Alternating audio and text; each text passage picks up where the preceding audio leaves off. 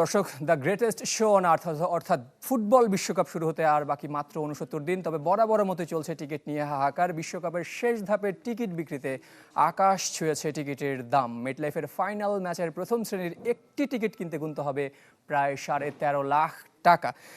কতটা গুনতে হবে দর্শকদের মূল্য, সেটাই আমরা দেখাবো আপনাদেরকে। আমরা দেখছি যে 2018 সালে যখন এই আয়োজক সত্ত্ব অর্থাৎ 48 দেশের প্রথম ওয়ার্ল্ড কাপটা পায় 3 দেশ, তখনই ধরা হয়েছিল প্রথম শ্রেণীর একটা টিকিটের মূল্য $1550, অর্থাৎ সেটা প্রায় 1.5 লাখ টাকার কাছাকাছি। সেটা যখন প্রথম ধাপে বিক্রি শুরু হয় 2025 সালের অক্টোবরে, অর্থাৎ প্রথম যেই লটটা শুরু হয়, তখন সেই দামটা বেড়ে দাঁড়া হয় প্রায় $7,000।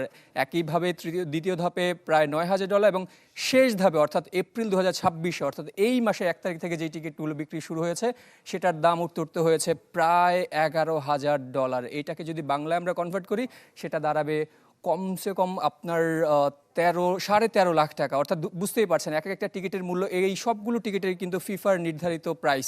এই প্রাইস কিন্তু একই জায়গায় সীমাবদ্ধ থাকবে না। তবে বলা যায় যে টিকিট নিয়ে যে হাহাকার সেটা নিশ্চয়ই কিন্তু বাড়বে, এবং সেটা কত গিয়ে দাঁড়ায় সেটা আমরা সময়ের সাথে সাথে দেখব।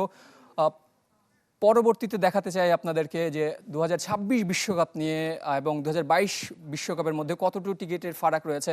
2022 কাতার ওয়ার্ল্ড কাপ, যেই ওয়ার্ল্ড কাপের জন্য কাতার নিজস্ব স্টেডিয়াম তৈরি করেছে, অবকাঠামো উন্নয়ন করেছে, সব দিক থেকে এত উন্নতির পরে তারা প্রথম শ্রেণীর টিকিটের জন্য অর্থাৎ ফাইনালের একটি টিকিটের মূল্য ধরা হয়েছিল $1,600 মতো করে। সেই একই টিকিট 2026 আসরে এসে হয়ে যাচ্ছে $11,000, অর্থাৎ পার্থক্যটা কিন্তু আকাশচুম্বী।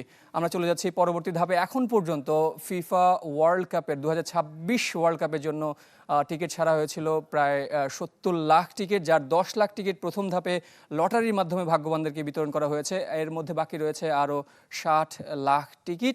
সেই 60 লাখ টিকিট অবশ্যই তাদেরকে আসলে অনলাইনে গিয়ে তাদের বিভিন্ন কাগজপত্র জমা দিয়ে তারপরে টাকার বিনিময়ে নিতে হবে। সেই 60 লাখ টিকিট আসলে কারা পাবেন এবং কত টাকায় বিক্রি হবে সেটাও কিন্তু একটা দেখার বিষয়।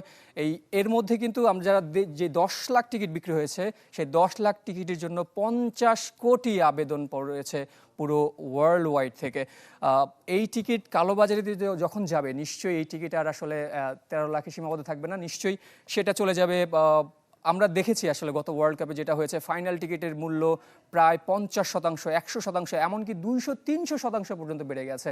কোনো সন্দেহ নেই এবারের টিকিট যেহেতু মার্কিন, মেক্সিকো এবং কানাডায় হবে, নো ডাউট এই টিকিটের মূল্য চলে যেতে পারে অন্তত 20 লাখ পর্যন্ত। তাতে কিন্তু অবাক হওয়ার কিছুই থাকবে না দর্শক।